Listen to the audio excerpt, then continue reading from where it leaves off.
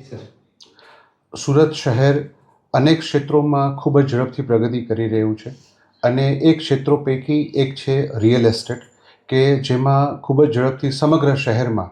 Construction અને જમીન લે વેચનો વ્યવસાય પણ ખૂબ જ ઝડપથી પ્રગતિ કરી રહ્યો છે. અને આ જ વ્યવસાયમાં ઘણી વખત ઘણા એવા તત્વો કે જે પોતે અન્ય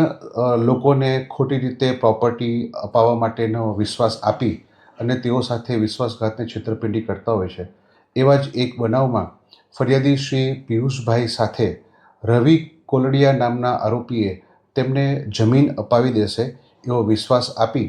અને આ જે જમીન હતી એ ફોરેનમાં વસવાટ કરતા લોકોની હતી અને તેમની સાથે વિશ્વાસ અપાવી ફરિયાદી પાસેથી 4 કરોડના ચેક લઈ લીધા અને જે મુખ્ય મૂળ માલિક હતા તેમના નામના ખોટા યસ બેંકમાં અંકલેશ્વર ખાતે ખાતા ખોલાવી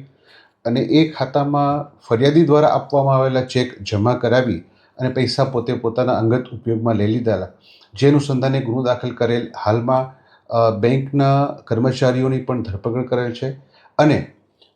આરોપી રવિ કોલડિયા અને બેંકના કર્મચારીઓ વચ્ચે જે વ્યક્તિએ પોતે ગુનેગાર તરીકેની ભૂમિકા ભજવેલી છે એવા જ એક આરોપી અસમત ખાનની પણ ધરપકડ કરવામાં આવેલ છે. આ આરોપીનો રોલ એવો હતો કે એણે રવિ કોલડિયા અને બેંકના કર્મચારીઓ સાથે એકબીજાનો પરિચય કરાવી અને પોતે ખોટા બેંક અકાઉન્ટ અન્ય સાહેદના નામના, કે જે લોકો ભારતમાં હયાત નહોતા, તેમના બેંક અકાઉન્ટ ખોટી સહીઓ કરી અને ખોલાવવામાં હાલના આરોપીની મુખ્ય ભૂમિકા છે. એની ધરપકડ કરવામાં આવેલ છે અને તપાસ ચાલુ છે.